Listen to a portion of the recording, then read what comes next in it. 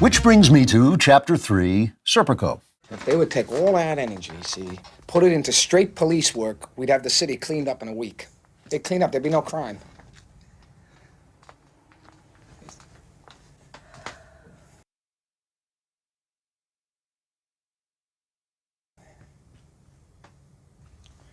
If I could work alone, that's the thing, see? If I could just get work alone.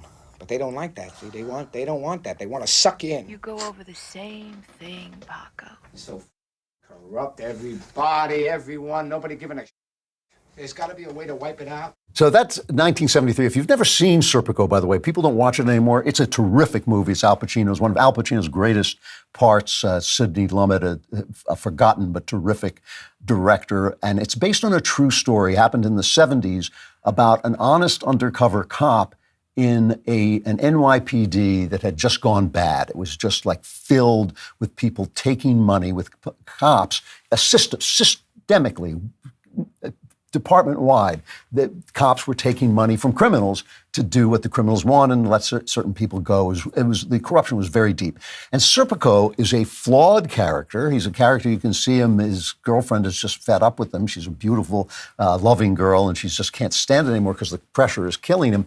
But he doesn't threaten to expose the corruption. He just asks to be left out of it. He does not want to take the money. When he starts out, he says, I'm not ratting on anybody. I'm not turning anybody in. Just do not give me the money. That's too much. And that is something about the way evil works in the world, is people not only want to be evil, they want to make sure you don't say that they're evil. This is why they won't let you come into PTA meetings and read the porn that they're putting in schools. They want to be evil, but they don't want you to see that they're evil, and they don't want you to be moral, because that is, in fact, a threat to them and an insult to them, and it makes them see what they are, and they don't want to see what they are. So just the fact that Serpico does not participate, he's a flawed character, he's got a lot of problems, but just the fact that he will not participate in the corruption makes it so that they hate him and feel he's a threat.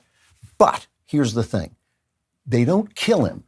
They just don't come to his aid. And of course, police officers, especially undercover police officers, come into danger all the time. And when he calls for help, they hang back. And that's how they get him. That is how they go after him. They don't have to do anything. They don't have to threaten him. They don't have to kill him. They don't have to shoot him. They don't have to poison him. They just don't show up. So Congress has brought in the acting Secret Service head, Ronald Rowe Jr., and to discuss the attempted assassination on Donald Trump and the fact that nobody was there to protect them, that people were not there in the places where they should have been, especially the roof where the sniper was. So Rowe Jr. has been a Secret Service man for a long time. He's been in law enforcement for a long time. And to his credit, he admits that the security was shameful. He visited the roof that was too sloped for the Secret Service people to be on it. And this is what he said. This is cut 22. Director was traveling to the Butler Farm Show site to better understand how our protection failed. I went to the roof of the AGR building where the assailant fired shots, and I laid in a prone position to evaluate his line of sight. What I saw made me ashamed. As a career law enforcement officer and a 25-year veteran with the Secret Service, I cannot defend why that roof was not better secured. Now, there are questions about how much Rowe was involved in repeatedly denying the Trump camp's request for more security. That was kind of the subject of the hearing. And Senator Ted Cruz, God love him, my political spirit animal, asked why these repeated requests for more security were denied. And as Ted Cruz spoke out about what he thought, Rowe started to get agitated. It's cut 23. I believe that the Secret Service leadership made a political decision to deny these requests. And I think the Biden administration has been suffused with partisan politics. Did the same person who denied the request for additional security to President Trump also repeatedly deny the request for security to Robert F. Kennedy Jr., whose father was murdered by an assassin and whose uncle was murdered by an assassin? Did the same person make that decision? Senator, what I will tell you is that Secret Service agents are not political. Okay, you're not answering my question. But you know what? Leadership appointed by the president, leadership appointed by the president is political. I have a simple question, yes or no. Did the same person deny the Trump request that also denied the RFK request? That's a yes or no question. Senator, that is not a yes or no question. One, there is a process for a candidate nominee to receive protection. Does the buck stop anywhere? Does the buck stop anywhere? Does the buck stop anywhere? Well, right. See, the thing is, some of us remember Benghazi because we're in Bird Box and we become what we behold. One of the things that the news media wants us to do is forget. They want us to forget things that happened before so they can just reinvent the world every minute. But we remember Benghazi, 2012, Islam. If you've never seen, I think it's called 13 Hours. There's a good film about it. Islamic terrorists attacked our facilities in Benghazi, and 4 Americans died, including the ambassador there, Christopher Stevens, and the information officer, Sean Smith, and 2 CIA operatives who were calling for help.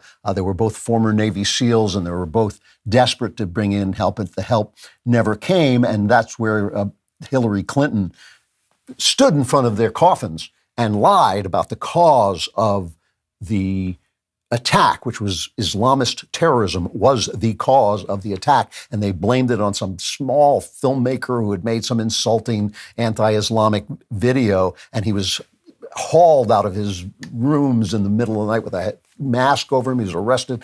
He had nothing to do with it. And she stood and lied. And when they asked her about this, she said, what difference does it make how they die? What difference does it make? And the fact is, she never, I think it really kind of, if anything, helped end her, she was Secretary of State then. If anything helped end her presidential hopes, it might have been that, at least in part. The Democrat Party, who jails their opponents, who butchers children sexually, who calls slaughtering the unborn a human right, they cheat on elections, there's no question about that, whose media is an empire of lies that is in favor of the governors and not the governed. These people are corrupt. This is a corrupt party. The Democrat Party is corrupt. The Republican Party is stupid, but the Democrat Party is evil and corrupt. And the thing is about Trump is not that Trump is perfect and not that he's radical. He's not radical. He's far to the left of me. He's a moderate. He's right there in the middle. Many of his policies are moderate. And it's just the fact that he won't, like Serpico, he won't take the money. He will not buy in to the lies that you're a racist if you say something about Kamala Harris's being a DEI hire. You're suddenly a racist, which is just the truth, right? That you're sexist if you talk about the differences between men and women. He won't buy into these lies, and I'm going to talk about this in the final chapter. He will not buy into these lies. And like Serpico, he won't take the money. They don't have to kill him. They don't have to kill him, but when they call for help, when he calls for help, they don't show up. That scene in Serpico, which is a horrific scene, where they leave Serpico out, in the lurch because they just want to silence him, has been on my mind ever since July 13th and that attack on Trump. That scene has been just haunting me because it's the same damn thing. It's not that they're conspiring to kill him. It's certainly not that the agents in place were conspiring to kill him. It's just the fact that they don't show up for you, and they do it on purpose. They did it for the same reason they didn't do it in Libya, because they were dealing with the Iranians and they didn't want to insult the Muslims. It's just the corruption is so deep in this party, and it's deep. It may not even be money corruption in every case. With Joe Biden, he's on the take, but not everybody is on the take. They're just corrupted by lies. They're corrupted by a philosophy, this woke philosophy that does not tell the truth. And so if you stand up to that philosophy, you just don't buy into that philosophy, you're a danger to them. And when you call for help, they don't show up.